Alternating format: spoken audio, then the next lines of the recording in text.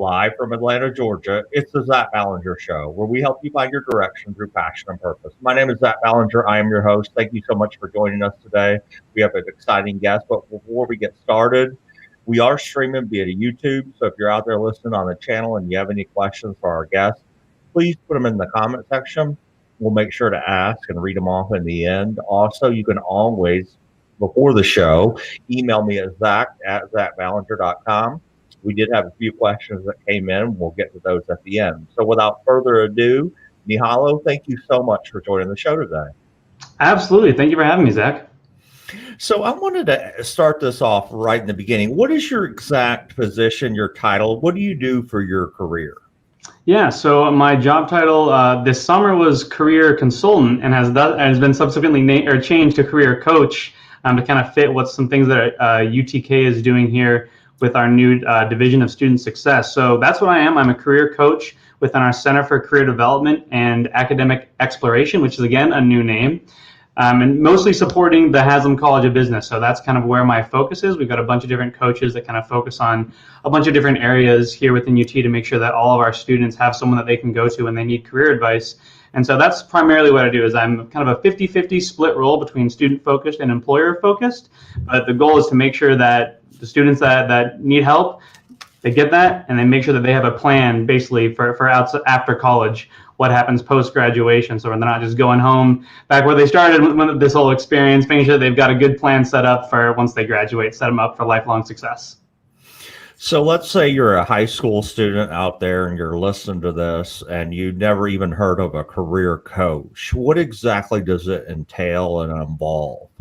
Yeah, so pretty much anything related to the career, students at the University of Tennessee that are interested in a career within the business industry can come and see me. So whether that's, working on updating a resume, practicing interview skills, talking about, what networking even is and what that even looks like, the best ways to take advantage of a career fair or virtual career fairs, as we've seen a lot more recently, even just help on, deciding what do I want to do, say, as I said before, I focus mostly on the business college. So if a student's kind of debating between, what's the difference between finance and economics and accounting, what are the different career paths that could lead me there? Or what even is supply chain? UTK's got one of the best supply chain programs in the nation, but there's a lot of students that not really even sure what supply chain is. I know that I wasn't even sure what supply chain was before I started this job. So really anything related to the career, students can come into our office to get some additional guidance and help about whatever they might need. Awesome. And what do you love about your job? What are you passionate about the most? I'd say that I'm in the business of impact. That's the focus on my career. And working in career services really allows me to have that impact. I love being able to see students' maybe mindset or philosophy or just kind of overall well-being shift as a result of our appointments. So whether that's even just giving the student a little bit of advice on how to get started in a job search when maybe they've never had to conduct a job search before, and they're able to leave my office with a good set of action steps, they can feel confident. That's what I love more than anything, is seeing, I'm looking at the chair right now where students would be sitting if this was an actual in-person semester. And it's amazing sometimes the physical reaction that you can even see as a student's self-efficacy grows and that confidence within themselves grow related to their career path. It's the best feeling in the world. It's the reason why I got my master's degree. It's the reason why I chose to work in career services versus any of the other great areas within student affairs. I just believe the opportunity for impact is so high by working in a career center. It was a no doubt decision for me when I was in grad school debating on where I wanted to work. I knew it had to be in a career center. That's awesome. And, just thinking on that same front, this is an easy question for some. Other people struggle with it. But what's something you like least about your job, or something people should know that's kind of difficult sometimes? That's a great question. I think what can maybe be a challenge in this job, and something that I really had to adjust to coming from, I went to a very small undergrad institution, and for grad school too, really, really small. So I kind of knew everybody on campus pretty much immediately. And one thing that was kind of frustrating in the beginning for me, and to an extent can sometimes still be, is, you create a relationship with a student, even if it's only in a 30-minute appointment, there's still a relationship there. that's something significant to me. And I wish that I could see the fruits of my labor every single time. I wish I could see what happened after we talked about interviewing, what happened after we talked about job searching, just because I want to see those students that I work with go on to do great things. And so I miss that sometimes, being in a bigger institution. Sometimes I get to see it, sometimes I don't. So missing out on sometimes the fruit, not really the fruit of my labors, but I just want to see what the student went out and did with that. Now that we developed that plan, I want to go see what happened after they tried those things. And so not being able to see that every time can be, it's not a challenge, I guess, but I just wish I could see it just because I love working with students so much. And then I guess maybe the other side is, it's not a downside of it, but it's a challenge because of the conversation that can come from it. When you give that advice to students, they follow the advice, and they're still stuck. They got a no on a job search, or they didn't get that. Dealing with it's not always sunshine and roses. Sometimes the plan that you make, despite all the best effort, it still falls a little bit short. And so I still enjoy that because it's another opportunity for me to help a student and get creative with our game planning. But it's hard, to the empathetic side of me, to see that student who's just struggling and is feeling down on themselves. I empathize with them. I wish that they didn't have to feel like that. But luckily, that's another opportunity for me to be able to come in and try some new interventions. So let's talk about that, because I find that question all the time is, Zach, I don't know what I want to do with my career. Now, we can focus it on, since you work with a lot of business students, and I've heard that from the business schools, I want to be in business, but I'm not sure what I should do. What's the best advice you can give a student that's a senior in high school right now, or they're a freshman in college, that they should be doing to develop their career or find something that they're good at? Absolutely, man. I could spend like 30 minutes on this question, so I'll do my best to keep it succinct. But it's silly sometimes. This advice is just so simple, and I see students overcomplicating it so much in their heads throughout their college experience when they're trying to figure out what it is that you want to do. Just focus on what you like, first of all. Just focus on the things you enjoy. I think that I really want students to gain that autonomy over their own career, gain that sense of, I have the control to make these decisions for me. And so a lot of students might face outside pressure on, you need to be a this, or the job market is this. And it's great to have that kind of outside input from people you trust, whether it's parents, professors, whatever, but really focus on, okay, what is it that you want to do, and what is it that you enjoy doing, and let that be a good foundation for that decision. Throughout, like you mentioned, for students who are maybe still in high school that haven't even gotten to college yet, college is going to provide a ton of different options to get introduced to various industries, whether it's through student groups, whether it's through networking opportunities, your coursework, obviously. But at first, just start with, what things do you enjoy? And let's just start with that. Students overcomplicate it by, this is the right major, that's the wrong major. No.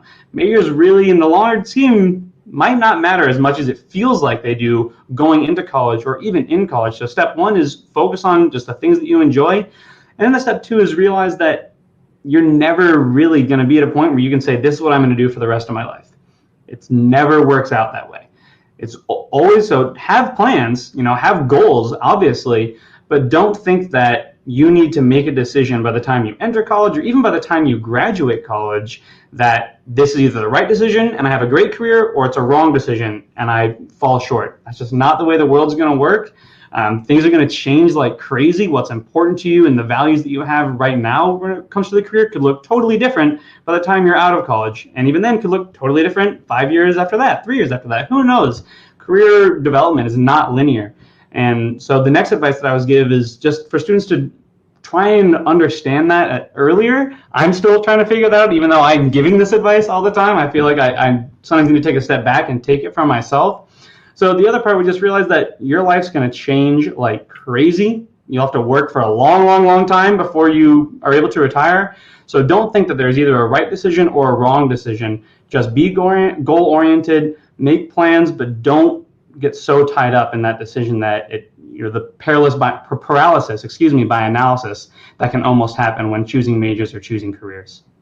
I love that advice, because I love what you said about, if you look at in my new book, I go through the workplace generation. So my grandmother's age, what you would do is you would either usually graduate high school, you would go out, you would get a job and stay in it for 35 years, have a nice pension, and then go off to the sunset and travel the world or whatever you wanted to do. Now it's changed. Millennials, and now we have Generation Z, as you know, but The average millennial, according to the USA Today, changes jobs every 3 years. So just because you're in a career right now and you're miserable, change it. I mean, that happens all the time. That's what statistics prove. Millennials change job every 3 years. And Absolutely. Yeah, go I ahead. agree. And employers are not to say, increasing that more, but there's much more flexibility around, the entry points to, so going back to business, it's different for different majors. So if you want to be an accountant, you pretty much need to have an accounting degree. There's not a lot of flexibility there. If you want to do something like business analytics, you're going to need how to code, you're going to need to know those languages. But for so many industries, it's about transferable skills, it's about related experiences. The label of what major you have is becoming less and less important nowadays, and the focus is so much more on what skill sets do you have. Employers are getting way more creative with, okay, we can do the training for the specific on-the-job stuff, but we want someone who's coming in, and they care way more about skill sets than experiences nowadays too, which just allows for even more flexibility for job seekers and really anyone with looking at their career development. Like you said, the way that the world of work looks is infinitely different than it looked generations ago. Let's talk about a big word that you said that I get a lot of questions on. I want to get your perspective on it is the word networking. It feels like students get overwhelmed because everybody tells them to network, whether it's their parents or it's me or you or teachers. They just keep bombarding this word networking. What does it mean and why is it important? Absolutely. So one of my favorite, there's so many career cliches, and a lot of the cliches are cliches for a reason because a lot of them are kind of true. So one of the ones that I like a lot is you got to network to get work, and I absolutely believe in that. Networking, I think, can come off as really intimidating, especially for younger students who really haven't had much opportunity to do networking. It's not I guess sometimes it can be a more formalized process depending on if you're at a specific networking event, like a speed networking round that has specific rules about how long people are going to talk to who and et cetera. But really, a lot of it is just, can be as easily just a very casual conversation, something that I usually refer to as informational interviews. And it's as simple as just finding someone who's, maybe they're in an industry that you're interested in, or have a specific job title that you potentially be interested in, or maybe it's just someone that you look up to. You see, wow, they've done a really great job of managing their career. And maybe I don't want to do what they're doing necessarily, but I still just at least want to hear from someone who's been able to build a successful career for themselves. That's networking. Just talking to them about, what sort of things have you done in your life? What experiences, helped shape your career? What was something you wish you knew in college? Just questions like that, just to gain information. I mean, that alone is networking. So the value of networking is seen in so many different areas. One is just by talking to people who are in an industry that, like I said, in an industry that you're interested in, have a job title that you're potentially interested in, or just you think they've done a good job managing their career. You're going to get a lot as a student or as the person who's talking to that person. You're going to get a lot more information about your potential future career, which will only increase that person's confidence in what sort of decisions they want to make next or what sort of things they want to pursue next. The other great benefit to networking, especially if you're doing it, if you say you already know the industry that you want to go into, the more people that you can connect with at various companies in an industry that you're interested in could potentially be job offers or job opportunities down the future too. Referrals are so necessary for hiring. So many positions will never even get posted because of networking, because that person who needs to make a hire already knows the person that they want to hire for it.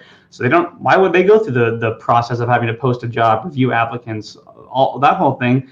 If you can make connections with those people, then potentially you could be that person who they're looking for in the future. So if they know that they need an intern in an upcoming semester, you just had a great conversation with them, showed your interest in their industry, showed that, taking the initiative, that immediately could potentially position a candidate above anyone else who hasn't even applied for the job yet. So networking can be, everything for career development, and it's not as intimidating as it might seem initially.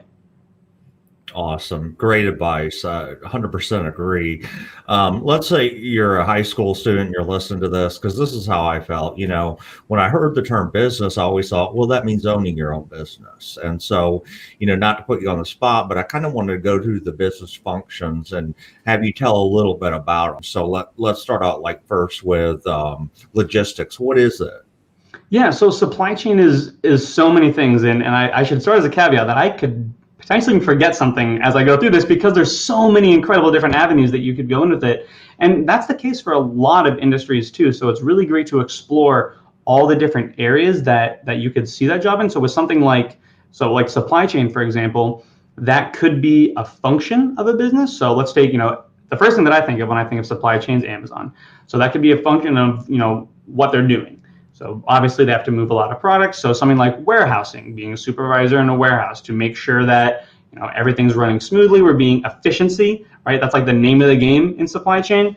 So something like that. Other companies could be, it's not just like a function of what you do, it is the reason you exist. So looking at something like third-party logistics. So that helps, if a company needs to get product from point A to point B, they don't have their own transportation department. Instead of them trying to figure out how they're going to do it, they just call called a third-party logistics company and let that company figure it out. So depending on where you're looking at, logistics could be a multitude of different things. Procurement's another kind of main area. So the negotiation side of sending supplies and receiving supplies, a lot. If someone's interested in working internationally, I think procurement could be a great place to look for that because of how much negotiation goes into that when we think about, supplies that we get from other countries, et cetera. So within the field of supply chain, it might be, I don't know, I'm feeling I'm going to sell another major short, but it might be the most kind of dynamic and interesting and ever-changing industry within a bunch of the ones that I work with within within the College of Business. Supply chain to me is probably the most interesting. And I don't know, I guess maybe I have a little bit of bias there just because of how much I work with that major and how much I've learned over the last, I guess, like a little over 3 years now since I started the job. I really didn't know much about supply chain when I started, but now it's like I'm seeing it everywhere. Yeah, I think too, it's one of them majors too. If you're a student, never fear, because the first course you're going to know if that's something you want to do or explore further. Because I'm prime example. I remember I took a logistics 101 class, and I knew after the very first couple of classes it wasn't a area for me. So I think that too. And I wanted to ask about also finance. What can a student do with a finance degree? What kind of careers do you see a lot out of there? Yeah, finance I think can go in many directions, and it kind of depends on depending on where the student is planning on going to school. It'll really affect not necessarily entirely, but certain schools have a bigger. So let me take a step back. When I think of finance, I think most people, it's like New York City, Wall Street, like that thing. And so there's certain schools that already have really great pipeline connections with it. That's going to be much easier to go right to Wall Street, which is like the crown jewel of finance. When we think about finance in America, that's definitely one area, but it's not, you can't always get right to Wall Street right after college. That's, don't necessarily plan on that. But, personal finance and investing. So if you're someone who, is interested in finance, has a great time working with people, maybe can do a little bit of sales on top of that, I think personal finance is probably the easiest entry point for students who are interested in that sort of working in finance and are able to, are willing to do a little bit of sales along with it. That's really, what personal finance can be. It's creating relationships, it's questions or needs really your client has, and then coming up with a tailored advice to help them out with, maybe it's retirement, maybe it's, life insurance. There's a whole bunch of different areas that could go in finance. But if we're talking about easiest barriers to entry, I think personal finance is probably the easiest way to get in that realm, as opposed to trying to get straight onto a like a consultant type role on Wall Street. I think that students kind of think about that when they think of finance. That's a great goal to have, but it's probably not going to be your first role outside or after college. Great advice. And what was, rewinding back to your career a little bit, think back to when you were young and you were in grade school, elementary school. Was there a career that you'd always dreamed about being, and what was that? I thought I was going to go to the NFL and be a running back because I had the moves. I was killing it in flag football, and then kind of everybody else just had a big growth spurt around me, and I didn't. And I was like, all right, well, I can safely rule that career out. So that was one of the big ones. And then in high school, I was really involved in musical theater. I excelled on the stage, and I was like, oh, great, that's what I'm good at. That's what I'll do. I'll just go to Broadway and be just a absolute superstar. Perfect. And then again, kind of realized, all right, that's probably not quite as realistic. So I actually ended up declaring undeclared when I started college because I really wasn't sure yet. I declared business, did that for undergrad, and then kind of still decided to change my mind, went to something different for grad school. So those first kind of initial thoughts of the career obviously had to change, and even now, obviously, I'm not dreaming of still going to the NFL or being on Broadway at this point, but I'm still, as we talked about in one of our first questions, shifting that and being flexible and understanding that career process is ever changing. Yeah, and I had the same path. When I was 13 or 14, I wanted to be an NBA basketball player. The only problem is I was 6 feet, 200 pounds. Well, I'm about 200 pounds now, and I couldn't barely jump 2 inches, but I was going to be the next center in the NBA. And we quickly realized that, that's a great hobby, good exercise for me, but obviously that wasn't my unique passion. That wasn't my gifts in my career. And I think a lot of us, we can also use the strengths and abilities, and I talk about this, in basketball, I hated to lose, but I was a good leader. I got our team together, I got plays together, and I think sometimes we can take those type of skills that we have and transfer them into life skills. And so it's not bad to having hobbies, it's just not our careers. Would you kind of agree with that assessment as well? Oh yeah, entirely. I mean, that's kind of what I realized, so initially when I was applying to college, I applied music theater, and then pretty quickly realized that would be like a hobby for me at very best. And it's really, now it's pretty much I sing in the shower, and that's pretty much it at that point. But some of the other things, I mean, we talk about, transferable skills and whatnot. So much of what I do now is presentation based. And I think that with that comfortability that I had in high school of being on the stage and stuff like that, it's really, really helped me in my career now because, all right, I got to go stand up in 150 student lecture hall and talk about resumes for an hour. No problem. I know that I'll be able to work that stage. I know I'll be able to get my audience involved and engage with my presentation. So I absolutely think that transferable skills there are helping me on a daily basis now, even right now in this interview. Awesome. And you bring up resumes, so that's also a hot topic that I get a lot on the show. What's 3 of the biggest mistakes you see students making with a resume? That's a great question, Zach. So I think one big mistake on a resume, and this is more for kind of the students on the later end of college or getting ready to apply for their full-time jobs, and I guess with internships you could take this advice too, but it's a little bit harder without a ton of work experience. But the biggest one is a failure to tailor to the position. They've got one resume that they send out for every single job that they apply for, and they wonder why it's not working. I've applied to 50 jobs. I'd rather you really take your time and put a lot of effort into tailoring your resume and apply for 6 jobs than 50, because I think your odds will probably be better for 1 in 6 than 1 in 50 with that. And so what I mean by tailoring a resume is reading through the job description thoroughly and kind of seeing, okay, what keywords can I pick out of this job description? Something that I encourage students to do, especially students that might not have a lot of work experience yet. So maybe this is, a first internship that they're applying for, or a first job outside of or after college and they didn't have a lot of work experience yet, is just think about, like we talked about back in the beginning, making full circle here, what are the transferable skills? So if a bullet point says prepare reports to be, or analyze and prepare reports to be shared with whatever staff, I'm thinking, okay, attention to detail is a transferable skill here. Presentation skills, oral communication potentially, or how am I going to have to share this report? How am I going to detail my findings of that report? So it's really, really about looking at what transferable skills are they asking for, and then making it as easy as possible for that recruiter to determine that I'm a great fit for that job. So it should be easy. Okay, they're looking on how a recruiter's going to have it. They're going to have part of their screen with the job responsibilities, part of their screen with your resume, and they're going to be seeing where can I check the boxes off that are going to give me confidence that they can do that. And a great way to do it is by tailoring and using those transferable skills as a starting point. I think that's probably the biggest one. That has to be the biggest one. You don't have to rewrite a resume every single time that you apply for a job, but you should be focused on where are the opportunities to differentiate. How can I really make sure I'm selling my skills in the fullest? 2 is consistency. There's a lot of different, resume rules about, how far away from a margin should I be? What font should I be? Should there be periods at the end of bullet points or not? Pretty much, it doesn't matter as long as you're consistent. So whatever you choose, make sure you're choosing that for the entire resume. If you want bullet points at the end of your sentences, that's fine. Just make sure it's all on every single one. If not, that's fine too. Just make sure that there's none on every single one. Make sure that all your bullet points are aligned on the same margin. Make sure that all your dates and everything is aligned on the same margin. I don't remember the exact statistic, but it's like maybe 6 seconds or something like that a recruiter will initially look at a resume.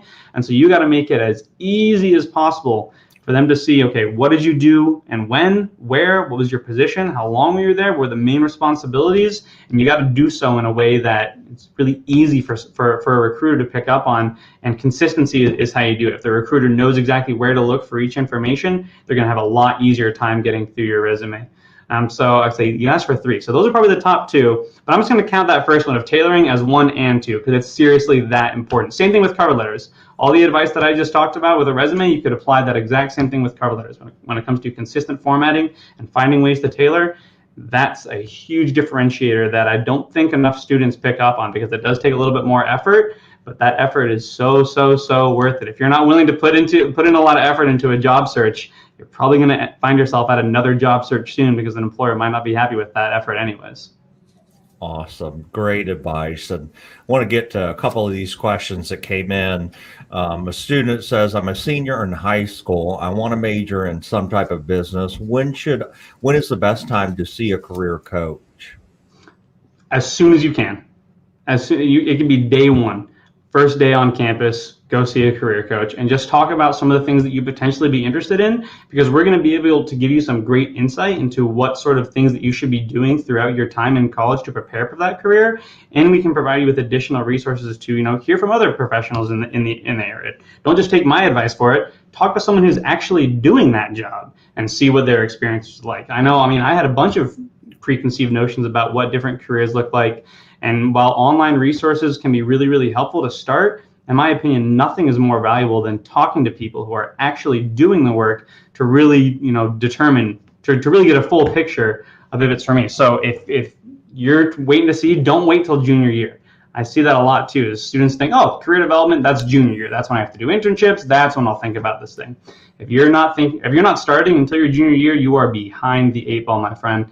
It can start as early as day 1. I've done it as before day 1. I've met with students over the summer who are freshmen who are coming into college in the fall. They haven't even started yet, but we're able to meet prior, and I think that's the best case. That's the best case. That's my favorite to see. The more proactive you can be with this sort of thing, the better setup for success you're going to be in the long run. Completely agree. And the next question comes in. I'm a senior in college. My major's marketing. I did not get an internship. Do you recommend me going to get an internship or a full-time job first? Either way, whatever you can get, but it's a great point because I think a lot of people kind of forget about post-grad internships. So even if you graduate and you're still looking for some additional experience, a post-grad internship could be a great way to get some of that additional experience, especially if you might not have a lot of experience at this point. It might be easier for you to get an internship than a full-time job. It's kind of like it's more of a trial run. It can be a little bit less risk on the employer's side. And we know that 70% of employers stated that the primary reason that they even have an internship is to create a pipeline to convert to full-time. So by doing that internship, that could quickly lead to a full-time opportunity as well. One other bit of advice that I would give to this student and really any student who's graduating, they might not have a lot of work experience yet, this is a great time on your resume to dive into your projects. So as you reflect back on your time in college, think about what projects you've done that are most related to the job that you're applying for, and don't be afraid to have that as a section on your resume too. You can talk about it just like a job opportunity where you're detailing the exact responsibilities and experiences that you had in that project, and it's a great way to show related experience even if you might not have related work experience yet. So just like we talked about before with tailoring, make that project interchangeable. If depending on what sort of position you're applying for, you might have projects that are more or less relevant. So make sure that you're kind of picking the most relevant one depending on the position that you're applying for. Njyhalo, thank you so much for your time. I know you're really busy coming up with the holidays, but this is just such great advice. I think it's going to help so many people out there. We really appreciate you giving back and giving your time on the show. It's been very helpful to our audience, I know.